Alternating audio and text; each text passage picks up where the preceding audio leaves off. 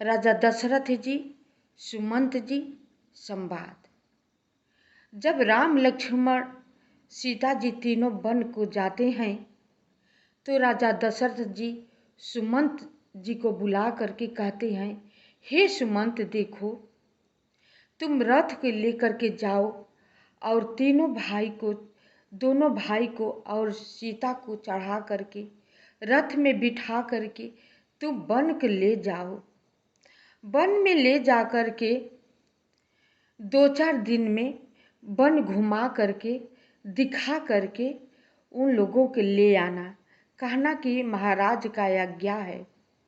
अगर वीर पुरुष वो दोनों भाई न आए तो अवसर पा करके जब सीता जी वन देख करके डरने लगी तब मेरी बात उनसे कहना कि राजा दशरथ जी की आज्ञा है कि तुम चले आओ।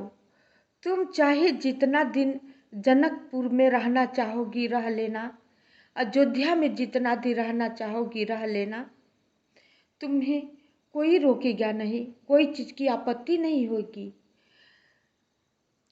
अगर सीता जी आ जाती है तो मेरे प्राणों को कुछ धीरज हो जाएगा, मैं जी सकूँगा।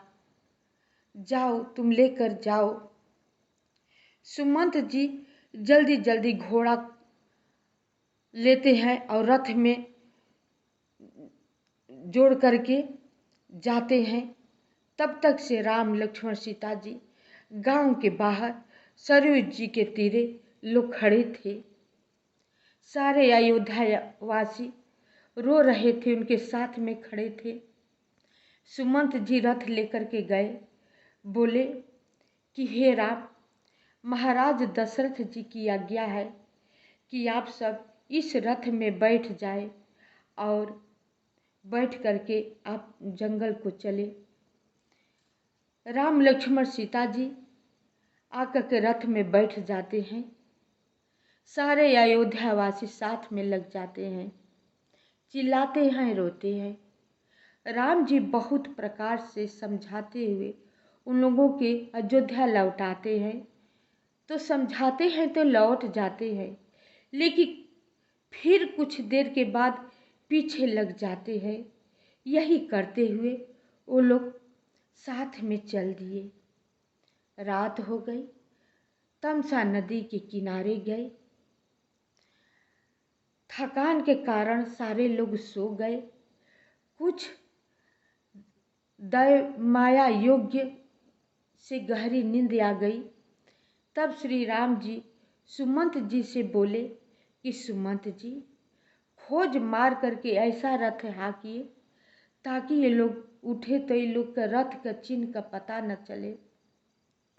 उसी प्रकार सुमंत जी, राम लक्ष्मण सीता जी रथ में बैठ गए और उसी प्रकार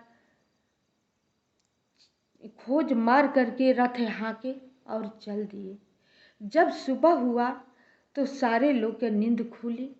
हा राम, हा लक्ष्मण, हा सीते चिल्लाने लगे।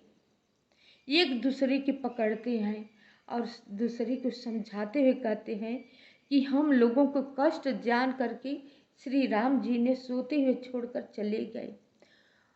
चलिए घर चलते हैं, पता न कहाँ गए। रथ का कहीं चिन्ह नहीं दिख रहा है। एक दूसरे को समझाते हुए अयोध्या लौट आते हैं। राम के वियोग में तप, व्रत, योग जिसका जो आता है करते हैं कि राम का अवधि 14 वर्ष का अवधि जल्दी बीत जाए और घर वापस लौट आए। इसी तरह लोग बिताते हुए आपस में रहते हैं। अयोध्या भयावनी सी लगती है।